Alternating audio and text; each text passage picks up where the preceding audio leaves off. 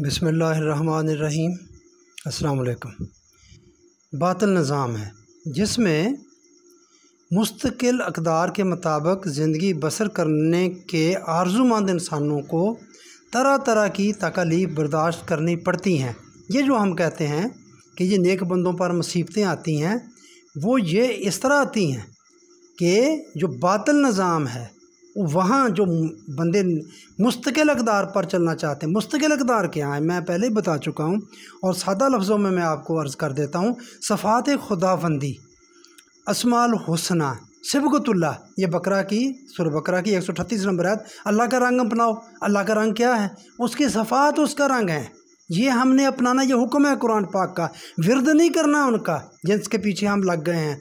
मसलन आपने क्या करना है, अल्लाह सिफ़तें देखनी है आपने जो कुरान ने बयान की हैं, अपनी तरफ से नहीं।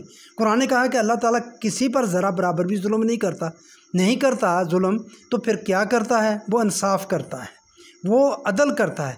आपने इंसाफ पसंद होना है, आपने आदल बनना है। अल्लाह ताला रब्बिल आलमीन है, आपने आला हद्दे बशरियत रब बनना है।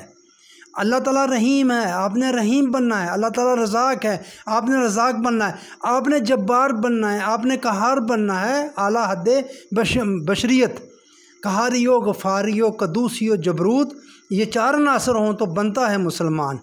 ये बात है ये निज़ाम बातिल में, जिसमें मुस्तकिल अक़दार के मुताबिक ज़िंदगी बसर करने के आरज़ूमंद इंसानों को तरह तरह की तकलीफ़ बर्दाश्त करनी पड़ती हैं। इसी एतबार से इस माशरे की ख़राबियों के मतलब कहा है कि काना शर्रुहु मुस्ततीरन। ये दहर की 7 नंबर, जिसका मफ़हूम कुछ इस तरह से है कि उसकी चंगारियाँ उड़ कर लग जाती हैं। ये जो बंदे दूसरे होते हैं चलने वाले, उनको लग जाती हैं जो सही रास्ते पर भी चलना चाहें, इसलिए उनको बदलना, निज़ाम को बदलना ज़रूरी होता है। मुस्तकिल अक़दार को नज़रअंदाज कर देने से जहाँ नोए इंसानी कौमों में बढ़ जाती है और कौमों में बुग़्ज़ ज़्यादा, कौमों में बाज़ ज़्यादा ताकतवर हो जाती हैं और दूसरी कौमें कमज़ोर रह जाती हैं। यहाँ ये बातिल निज़ाम होता है जहाँ ये मुस्तकिल अक़दार नहीं होती, रह जाती हैं, और ताकतवर कौमें कमज़ोर कौमों का खून चूस कर और ताकतवर मज़ीद ताकतवर होती चली जाती हैं। इस तरह एक कौम के अंदर मुख्तलिफ़ तबक़ात पैदा हो जाते हैं, जैसे हमारे हैं। हम हैं तो मुसलमान, ये पाकिस्तान है, मगर सूरत हाल आप देखें कि इस तरह एक कौम के अंदर मुख्तलिफ़ तबक़ात पैदा हो जाते हैं। इन तबक़ात में बालादस्त तबका कौम की दौलत और क़ुव्वत का मालिक बन बैठता है, और ज़ेरदस्त तबका उनका महकूम व मोहताज होकर उनका खिदमत गुज़ार बन जाता है।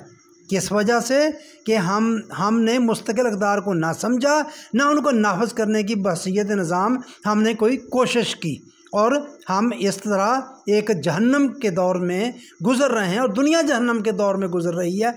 ये किसके नतीजे में? मुस्तकिल अक़दार की नफ़ी करने में या उन पर अमल ना करने की वजह से।